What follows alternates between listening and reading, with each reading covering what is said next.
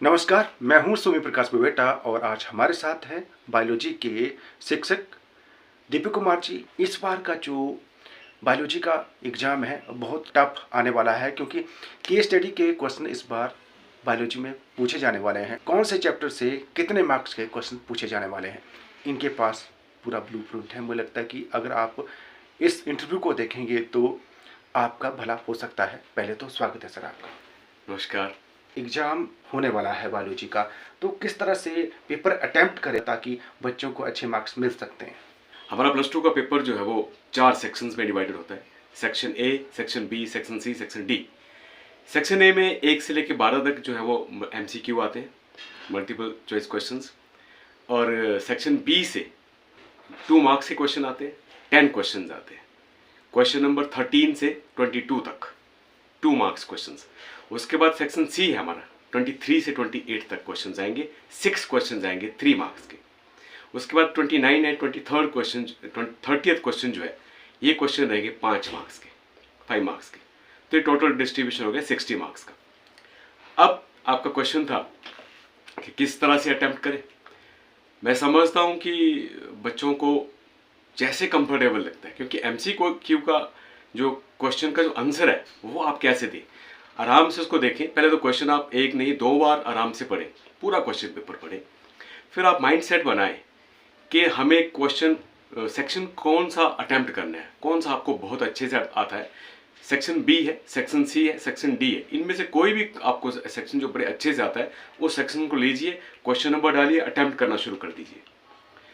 MCQ के लिए मैं एक थोड़ी सी हिदायत ये देना चाहूँगा कि जो बच्चे हैं जल्दबाजी ना करें, आराम से इसको रखें, दिमाग में रखें कि अपनी आंसर बुक पे ABCD करके लिख के रखें। क्योंकि इस बार क्या है, जो पहला OMR है इस बार एडिशनल है, ये मतलब इस बार नया है। ये OMR में 20 क्वेश्चंस के ऑप्शन दे रखे पहले ही, क्योंकि वो फिर एनसर्कल करना होता है।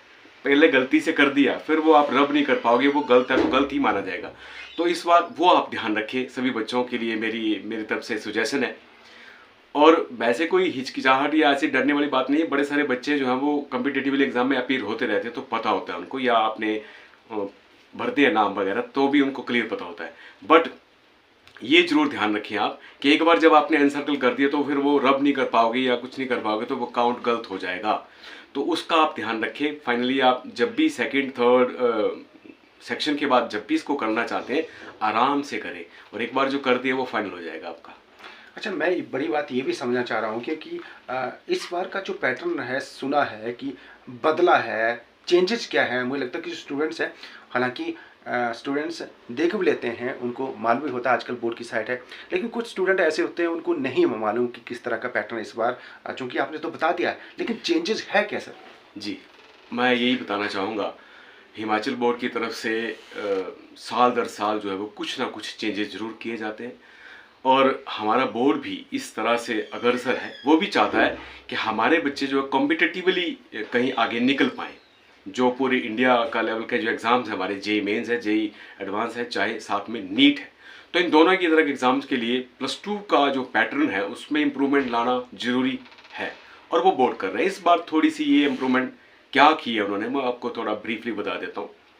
जो जिस तरह का पैटर्न हमारा CBSE का रहता है एग्ज़ाम्स का, कि वो केस स्टडीज़ के क्वेश्चन डालते हैं और कॉम्पिटेंसी बेस्ड के क्वेश्चन डालते हैं, तो उसी टाइप के उसी तर्ज पे जो क्वेश्चन है इस बार आएंगे।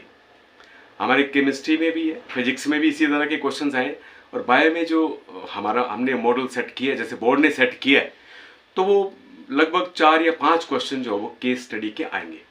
तो केस स्टडी के बारे में भी आपको आपके माध्यम से मैं बताना चाहूँगा बच्चों को कि कोई ऐसी मुश्किल वाली बात नहीं है। आप आराम से क्वेश्चन देखें, वही आपके पढ़े हुए टॉपिक्स में से क्वेश्चन आएगा। कोई भी क्वेश्चन आपको जब भी वहाँ पे लगता है आता है, अब आपको उसका जो आंसर नीचे क्वेश्चन लिखे होंगे, पैराग्राफ लिख दिया होगा, वो किसी आपकी बुक का चैप्टर से होगा, तो आप घबराएं ना बच्चे, आप टॉपिक पढ़े। अब आपको आंसर करना है अकॉर्डिंग टू क्वेश्चन क्या पूछा है। 2 लाइनों के लिए आंसर है तो 2 लाइनों के लिए कर लिखें, ये नहीं कि आप पूरा ही एक्सप्लेन कर दें, ऐसा ना करें। और मार्क्स आपको मिलेंगे, इसमें कोई ऐसा दो राय नहीं है कि आपको नंबर नहीं मिलेगा। आप सोचेंगे कि हमने तो लंबा क्वेश्चन का आंसर याद किया था, वही लिखना है ना। आपको 2 नंबर के लिए क्वेश्चन पूछा है, 3-4 लाइनों में जो आंसर बनता है वो आप लिखें, और वो मार्क्स देने पड़ेंगे, पूरे नंबर आएंगे। केस स्टडी को लेके ऐसे कोई डर या ऐसी चीज़ दिमाग में ना रखें बच्चे। बिल्कुल आप बेझिझक आप आराम से आंसर करें जिस तरह से आपने स्टडी की है, पढ़ा है। हाँ, थोड़ा सा नयापन जरूर लगेगा कि जी केस स्टडी है, तो ऐसा कुछ भी नहीं है। कोई भी पैराग्राफ आपको आता है, वहाँ से आपको क्वेश्चन आपके टॉपिक्स में से आएंगे। केस स्टडी मतलब घुमा फिरा के पूछा गया होगा, थोड़ा सा वो थोड़ा सेंस हाँ, लगानी पड़ेगी किस तरह से वो क्वेश्चन अटेम्प्ट करना है। बेसिक बच्चों ने जैसे प्रिपेयर किया ही होता है, तो उनको पता होता है कि यहाँ से क्वेश्चन है। फॉर एग्जांपल एक आध टॉपिक की अगर मैं बात करूँ जिसको बच्चे थोड़ा सा मुश्किल मानते हैं, और केस स्टडी की अगर ज़रा सा मैं हिंट बच्चों को एग्जांपल देके बताना चाहूँगा आपके माध्यम से। हमारा एक सेक्सुअल रिप्रोडक्शन फ्लावरिंग प्लांट्स का चैप्टर, उसके बाद ह्यूमन रिप्रोडक्शन का है। तो ह्यूमन रिप्रोडक्शन में एक क्वेश्चन बनता है जैसे मेंस्ट्रुअल साइकिल है या इस तरह के oogenesis, spermatogenesis, यहाँ से क्वेश्चंस बनते हैं। तो वो एक काफ़ी लंबा टॉपिक है, वो 5 नंबर के लिए ऐसे पूछते हैं, तो वो एक्सप्लेन करना थोड़ा टाइम लगता है। तो यहाँ से जो है जैसे केस स्टडी के लिए क्वेश्चन बन जाता है, तो वो पैराग्राफ लिख देंगे एक, और नीचे क्वेश्चन लिख देंगे कि आप इसका एक फेज डिस्क्राइब करें 2 मार्क्स के लिए, और एक फेज 2 नंबर के ये लिखें कि भाई कोई एग अगर वहाँ से रिलीज हो गया है और वो अगर ऐसे ही निकल जाता है तो क्या होगा, ऐसा क्वेश्चन पूछा होगा। तो अब घबराने वाली बात कुछ भी नहीं है, जरा सा हल्का सा घुमाया है इसको, तो बच्चे को पता है एक्चुअली कि होगा क्या। अगर वो उसको स्पर्म नहीं मिलता है तो वो फ्यूज नहीं होगा, फर्टिलाइजेशन नहीं होगी, एग निकल गया बाहर, एग बाहर निकल गया, तो अब क्या होगा, अब जो है वो उसके बाद का जो मेंस्ट्रुअल अगला साइकिल का एक फेज था वो ब्लीडिंग फेज है। उसकी आधी एक लाइन लिख दो आप कि फ्यूज नहीं हुआ है स्पर्म का, तो इसका फेट नहीं है, मतलब ये एम्ब्रियो नहीं बना पाएगा, चला गया वो। तो इतनी सी 2 लाइनों में इसके आंसर है। ये ना देखे कि भाई आंसर कितना बन रहा है, इससे बड़ा क्या लिखना आपने। तो 2 नंबर के लिए आपका आंसर सेटिस्फैक्ट्री। हमने शुरुआत में ही बात करी है कि जो ब्लूप्रिंट रहेगा इस बार जी जी एग्जाम का, जो कौन से चैप्टर से कितने मार्क्स के क्वेश्चन पूछे जा सकते हैं या पूछे जाएंगे, तो मुझे लगता है कि वो आप बेहतर बता पाएंगे। तो मुझे लगता है कि वो जो स्टूडेंट है उनको काफ़ी मददगार साबित होगा। बिल्कुल, मैं आपको आपके माध्यम से, मेरे पास ये पूरा प्रिंट बना हुआ है, हालांकि बोर्ड की साइट पे भी अवेलेबल है। अगर आप डाउनलोड में जाएंगे बोर्ड की साइट पे, बच्चों को मैं बता देता हूँ, तो वहाँ पे डाउनलोड्स में मॉडल पेपर मिल जाता है, और करंट जो पेपर, अभी पीछे थोड़ी गलतियाँ थी छोटी मोटी, तो अभी बनाया है उन्होंने, और साथ में ब्लूप्रिंट भी दे रखा है कि कौन से चैप्टर से कितने कौन से क्वेश्चन आएंगे। तो थोड़ी सी आपको सहूलियत हो जाएगी आराम से तैयार करने में। तो मैं आपका जरा सा 1-1.5 मिनट में सारा बता देता हूँ। हमारे 13 चैप्टर हैं पूरे +2 के बायोलॉजी के। उसमें जैसे सेक्सुअल रिप्रोडक्शन का पहला चैप्टर है, उसमें मैं बता देता हूँ 1 मार्क्स का एक क्वेश्चन आएगा, 2 मार्क्स का एक क्वेश्चन आएगा, 3 मार्क्स का एक क्वेश्चन आएगा। तो 6 नंबर के लिए पहला चैप्टर। ह्यूमन रिप्रोडक्शन का 1 नंबर का एक क्वेश्चन आएगा, और उसके बाद 2 के और 3 के यहाँ से क्वेश्चन आएंगे, और 5 मार्क्स का क्वेश्चन आएगा, 5 और 1 6 मार्क्स का क्वेश्चन। तो ये आपका क्लियर हो गए 2 चैप्टर्स। उसके बाद रिप्रोडक्टिव हेल्थ, पहले यूनिट के 3 चैप्टर है। तो रिप्रोडक्टिव हेल्थ का एक क्वेश्चन 1 नंबर का आएगा, और 2 मार्क्स का लिए एक क्वेश्चन आएगा, तो 3 नंबर के लिए। तो टोटल इस यूनिट के मार्क्स हो गए 6 + 6 12 + 3 15 मार्क्स के क्वेश्चन यहाँ से आएंगे। उसके बाद जेनेटिक्स थोड़ा सा बच्चों को हल्का सा टिपिकल लगता है, पर बहुत मज़ेदार है, वहाँ से पूरे नंबर आते हैं। वो principle of inheritance and variation का जो चैप्टर है, वहाँ से 1 मार्क्स का एक क्वेश्चन, 2 मार्क्स का एक क्वेश्चन, और 3 मार्क्स का एक क्वेश्चन। तो ये भी 6 नंबर के लिए हो गए। और molecular basis of inheritance second chapter है जेनेटिक्स का, उससे भी ऐसा ही सेम पैटर्न रहेगा। 1 नंबर के लिए एक क्वेश्चन, 2 मार्क्स के लिए एक क्वेश्चन, 3 मार्क्स के लिए एक क्वेश्चन। तो 6 नंबर के, तो 12 नंबर ये हो गए। साथ में इसके एक इवोल्यूशन का भी चैप्टर है। इवोल्यूशन के चैप्टर से 2 क्वेश्चन आएंगे, एक 1 मार्क्स का क्वेश्चन आएगा और दूसरा 3 मार्क्स का। तो ये 4 मार्क्स का, ये 6 + 6 12 + 4 16 नंबर का जेनेटिक्स का यूनिट हो गया आपका। उसके बाद ह्यूमन हेल्थ एंड डिजीज, और ये 3rd यूनिट हमारा बनता है, और microbes in human welfare. 2 chapter इसमें आते हैं। ह्यूमन हेल्थ एंड डिजीज में 1 नंबर के लिए एक क्वेश्चन 1 मार्क्स के लिए, 2 मार्क्स के लिए 2 क्वेश्चन, 2 + 2 4 + 1 5 मार्क्स। और माइक्रोब्स इन ह्यूमन वेलफेयर में 1 नंबर के लिए एक आएगा और 2 नंबर के लिए एक आएगा, तो 3 नंबर के लिए। तो ये 5 + 3 8 मार्क्स का ये यूनिट आएगा। उसके बाद आपका बायोटेक, थोड़ा सा बच्चों को और टिपिकल लगता है, और मेरे हिसाब से तो जो बच्चा वहाँ एक्यूरेट लिख देता है पूरे नंबर आते हैं इसमें। ये ऐसे यूनिट्स हमारे। तो बायोटेक का 2 चैप्टर्स हमारे पास, एक प्रिंसिपल एंड प्रोसेसेस, उसमें 1 मार्क्स का एक क्वेश्चन आएगा और एक 5 मार्क्स का आएगा, 5 + 1 6। और बायोटेक्नोलॉजी एंड एप्लीकेशंस में से एक क्वेश्चन 1 नंबर का और एक क्वेश्चन 2 मार्क्स का, एक 3 मार्क्स का, तो 6 ये 6 प्लस 6 12 मार्क्स, तो बायोटेक के 12 नंबर। उसके बाद हमारा इकोलॉजी आता है। इकोलॉजी के 3 चैप्टर हैं, इस बार कम कर दिए हैं थोड़े। और ऑर्गेनिज्म और पॉपुलेशन में 1 मार्क्स का क्वेश्चन आएगा और 2 मार्क्स का क्वेश्चन आएगा, 2 + 1 3 मार्क्स। और इकोसिस्टम अगला चैप्टर है, वहाँ से 1 नंबर के लिए एक क्वेश्चन और 3 मार्क्स के लिए एक क्वेश्चन, 3 + 1 4। और एक लास्ट चैप्टर बायोडाइवर्सिटी का है, जहाँ से सिंगल मार्क्स का कोई क्वेश्चन नहीं आएगा, 2 मार्क्स के लिए एक ही क्वेश्चन आएगा।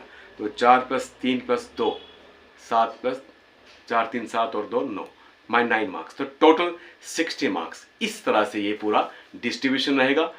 और साथ में एक और चीज़ बता देता हूँ बच्चों को, एडवांटेज इसमें ये है कि जो लगभग हमारे पास क्वेश्चन नंबर 15 है, 17 है, 24 है, 25 है, 29, 30, इनमें सभी में और भी रहते हैं, एडिशनल क्वेश्चंस भी, ऑप्शंस भी होते हैं। तो बच्चों को घबराने की कोई बात नहीं है, आराम से जो भी पढ़ा हुआ है आराम से लिखें। डायग्राम बेस्ड क्वेश्चंस आएंगे, match the column based questions आएंगे, आराम से देखें, मतलब कर सकते हैं बच्चे, डर ना रखें और ठंडे दिमाग से कूल होके आप क्वेश्चन पेपर पढ़ें और फिर डिवाइड करें कि मैंने कौन सा सेक्शन पहले करना है, बी सी डी जो भी, वहाँ से शुरू कर दें। अच्छा, केस स्टडी की हम बात कर रहे थे, मुझे लगता है कि जो आपने ये बताई चीज़ें, तो ऑप्शनल जो क्वेश्चन होंगे उससे उनका भला हो सकता है।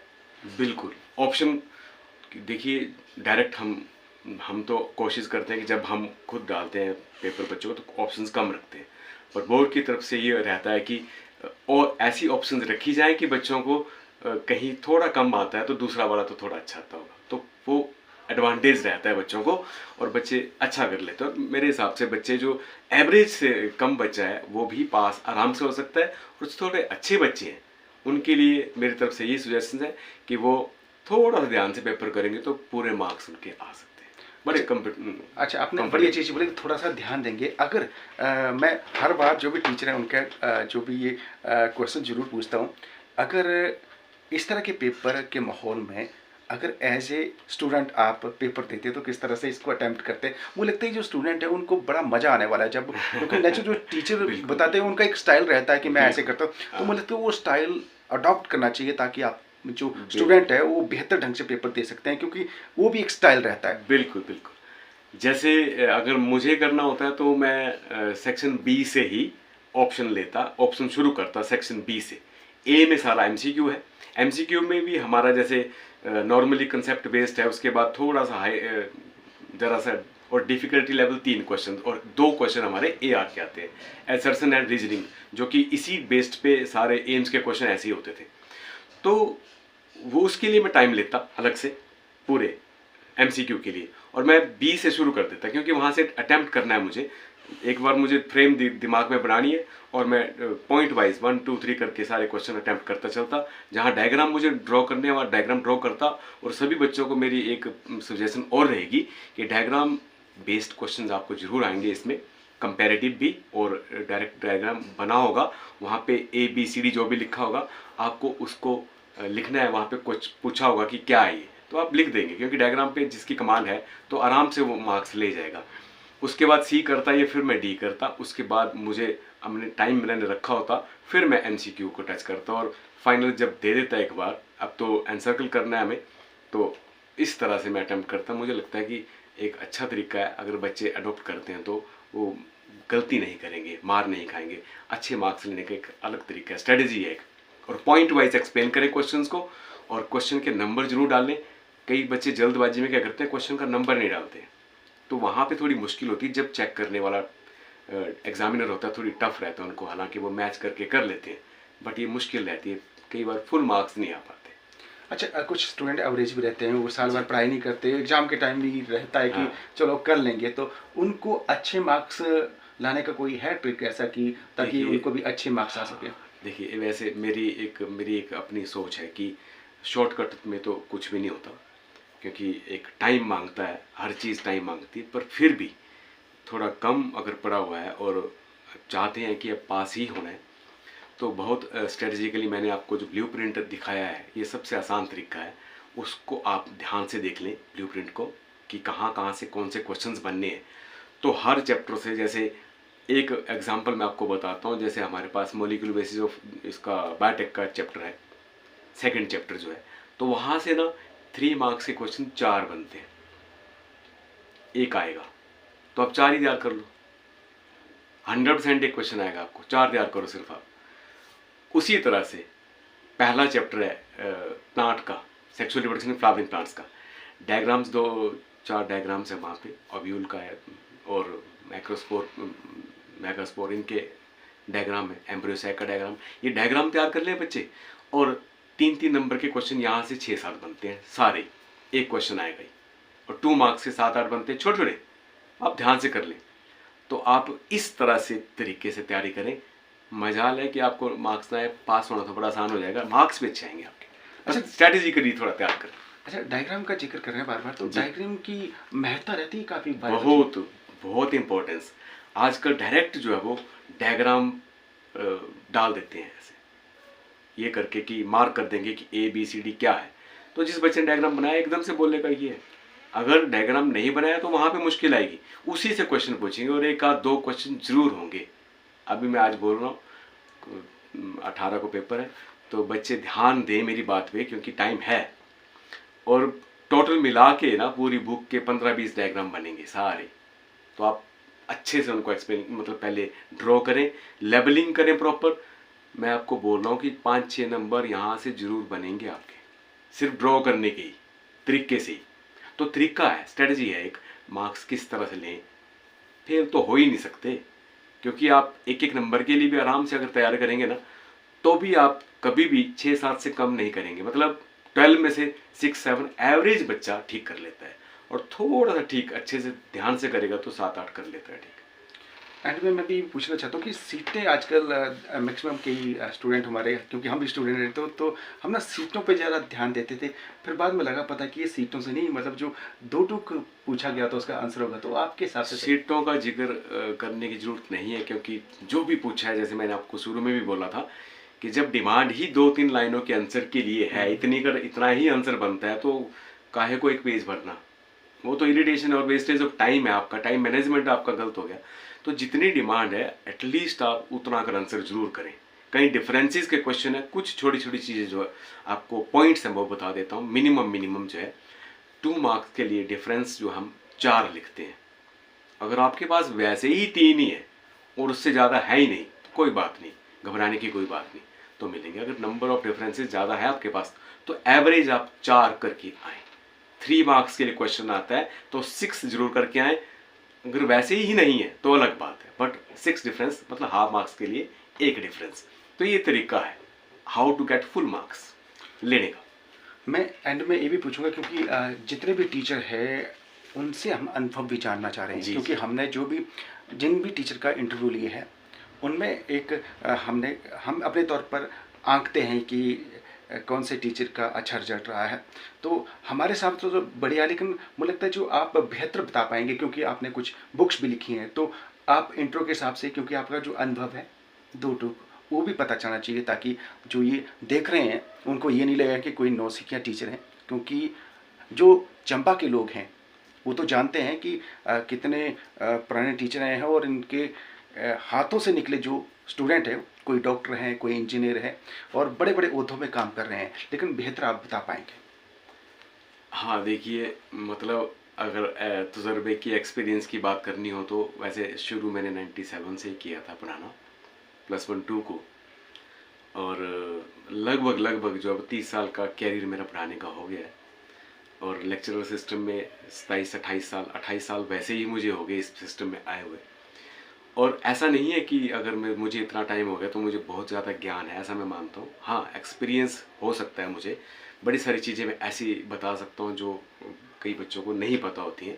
बट मेरी हर साल और हर वक्त ये कोशिश रहती है कि मैं कुछ सीखूं, खुद भी सीखूं। तो बच्चों से भी बड़ी सारी चीज़ें सीखता हूँ, बट जो मुझे पता है वो एग्जैक्टली मैं बताने की कोशिश करता हूँ। और बच्चे जो अमल में लाते हैं चीज़ों को, काफ़ी सारा टेन्योर मेरा ऐसा रहा है कि 90 से लेके 100 मार्क्स बच्चों के आए हैं बायो में। ज़्यादातर कोशिश सुनने में आता है कि भी बायो में नंबर नहीं आते हैं, बट अगर थोड़ा सा रूटीन में रेगुलर स्टडी बच्चा करता है 100 मार्क्स आते हैं। लास्ट ईयर भी बच्चों के आए थे वो स्कूल में, आजकल हूँ मैं कार्यरत। तो यहाँ पे भी बच्चों ने बड़े अच्छे मार्क्स लिए थे। और इससे पीछे की अगर बात करूँ तो 3-4 बार मेरे बच्चों के 99 और 100 मार्क्स आ चुके हैं। और 90 से लेकर 100 तक तो काफ़ी रेंज रहती है। अगर बच्चे हर साल पढ़ाते हो तो इतनी रेंज रेगुलर रहती है, ऐसी बात नहीं है। और बड़े सारे बच्चे जो है वो अपना कैरियर जो है वो इसमें मेडिकल प्रोफेशन में है, MBBS कर चुके हैं, लग चुके हैं और कुछ कर भी रहे हैं। और बाकी BSc नर्सिंग में है, कुछ लेक्चरर भी हैं मेरे ही सब्जेक्ट के मेरे स्टूडेंट्स। और कोई सिविल सर्विसेज में जैसे HS में एक बच्चा गया था, वो अब STM में आजकल। तो इस तरह का करियर है। भी मैं ये नहीं मानता हूँ कि मुझे कोई ज़्यादा ज्ञान है या मैं बहुत ज़्यादा कुछ सीख चुका हूँ। मैं तो कोशिश करता हूँ कि हर बार कुछ सीखूँ और हर बार कुछ ना कुछ अमेंडमेंट चलती रहनी चाहिए। और मेरी ये कोशिश रहती है कि बच्चों को कोई ना कोई माध्यम से नया माध्यम, नवाचार तरीका जो है वो लगाते रहें, चाहे वो ऑनलाइन माध्यम हो जैसे स्क्रीन के थ्रू या अपने चार्ट्स के थ्रू या मेरे द्वारा बनाए गए मॉडल्स के थ्रू या बच्चों से भी मॉडल बनवा के उनसे भी कोशिश, एवरेज से भी कम के भी बच्चे स्तर के होते हैं तो उनके लिए भी कोशिश करता रहता हूँ। निरंतर मेरी प्रयास जारी है और हमेशा रहेगी जी। एंड में सर, क्योंकि आपने गागर में सागर भरने वाली बात कही है, जो ये स्टूडेंट देख रहे हैं या जो पेरेंट्स देख रहे हैं उन्हें ये, और जो आपके आसपास लोग रहते हैं उनके बच्चों को ये इंटरव्यू देखने के लिए फोर्स करना चाहिए, क्योंकि इस इंटरव्यू में ऐसी ऐसी चीज़ें हैं जिससे बच्चों का फ्यूचर संवर सकता है। एंड में सर 2 टूक मैसेज, क्योंकि बाकी तो आपने चीज़ें कह दी है, लेकिन जो आपका मैसेज है महत्वपूर्ण इसलिए है ताकि जो पेरेंट्स हैं, जो स्टूडेंट हैं और टीचर भी खासकर, क्योंकि प्रेशर रहता है मार्क्स को लेकर, तो एंड में इसको लेकर एक मैसेज ताकि उनको ये समझ आ सके कि प्रेशर की बजाय क्या कुछ करना होता है। देखिए, प्रेशर बड़े सारे पेरेंट्स का, बड़ी अच्छी बात आपने कही है कि ये जो प्रेशर की बात है ये बहुत ज़्यादा है। आज ही नहीं, काफ़ी सालों से जब भी हम पढ़ाने की बात करते हैं तो पेरेंट्स को प्रेशर आ जाता है कि मार्क्स के लिए, जबकि वो प्रेशर उनको नहीं लेना चाहिए। प्रेशर ना ले, आप बच्चे को ये देखें कि बच्चे की जो अंडरस्टैंडिंग, उस पे काम करें। आप टीचर से डायरेक्ट बात करें, आप ये बताएं उनको कि जी बच्चे को किस तरह से अच्छे लेवल से पता लगेगा, कोई एडिशनल हेल्प है तो वो बताएं, कोई बुक है या कोई भी तरीका है वो बताएं। तो रेगुलर स्टडी करना, क्लासरूम की जो स्टडी है सबसे बेहतर होती है। और इसका एक चीज़ और बताता हूँ, कोई भी शॉर्टकट नहीं है। स्टडी अच्छे मार्क्स का, अच्छे लेवल की अंडरस्टैंडिंग के लिए शॉर्टकट कोई नहीं है। घर पे बैठना पड़ता है या स्कूल में क्लासेस लगानी पड़ती हैं और अच्छे से मेहनत करनी पड़ती है। टॉपिक्स को अंडरस्टैंड करना पड़ता है। कई बार अवेलेबिलिटी नहीं होती है, जैसे चंबा में भी अगर बात करें तो पीछे 3-4 महीने मैंने ऑनलाइन कोशिश की पढ़ाने की बच्चों को। 10 स्कूलों में टीचर्स नहीं थे मेरे ही सब्जेक्ट के। तो यहाँ डायरेक्टर ऑफिस से हमारे साथ कंटेक्ट में थे, तो हमने ऑनलाइन ऐसे ही मोबाइल रख के क्लासेस लगाई उनकी। तो कोशिश की कि उन वहाँ तक कुछ पहुँचे। वो बच्चे भी सच्चे हैं कि अब वो उनके पास सुविधा नहीं है तो क्या करें वो, तो चलो उनको पास होना तो ज़रूरी है, तो उनके लिए कोशिश की है कि कुछ करें वो, तो चलो उनका पास होना ज़रूरी है। बट पेरेंट्स के लिए एक बड़ी बात ये है कि वो अपने बच्चों को अनड्यू ऐसे प्रेशर ना रखें कि इतने मार्क्स लाने, ये लाना है, कुछ भी नहीं। उसको अच्छे से आप गाइड करें, उसको सपोर्ट करें, एग्ज़ाम्स के टाइम पे उसके साथ रहें, उसका मनोबल बढ़ा के रखें। ये ना करें क्रिएट कि नहीं भी तुझे इतने मार्क्स लाने, वो मार्क्स अपने आप अच्छे आ जाते हैं अगर उसकी अंडरस्टैंडिंग अच्छी है, उसके साथ आपका सपोर्ट है। कि आप बच्चे को ये ना करें, फील ना करवाएं कि उसके नंबर इतने आ गए, तेरी सहेली है या तेरा फ्रेंड है वो इतने मार्क्स ले रहा है। कोई बात नहीं, कुछ नहीं, आप उसके साथ सपोर्ट करें। अभी कम है तो आगे अच्छे भी आएंगे, उसको फुल सपोर्ट करें आप, और उसको रेगुलर स्टडी की आदत डालें। बहुत बहुत धन्यवाद। तो ये थे दीपक जी, बायोलॉजी के बहुत सीनियर टीचर हैं। जैसा कि इन्होंने कहा है, ज़्यादा बोलने की आवश्यकता नहीं है, बस समझने की आवश्यकता है। जैसा इन्होंने कहा है उस पर अमल करने की आवश्यकता है। बहुत बहुत धन्यवाद। धन्यवाद।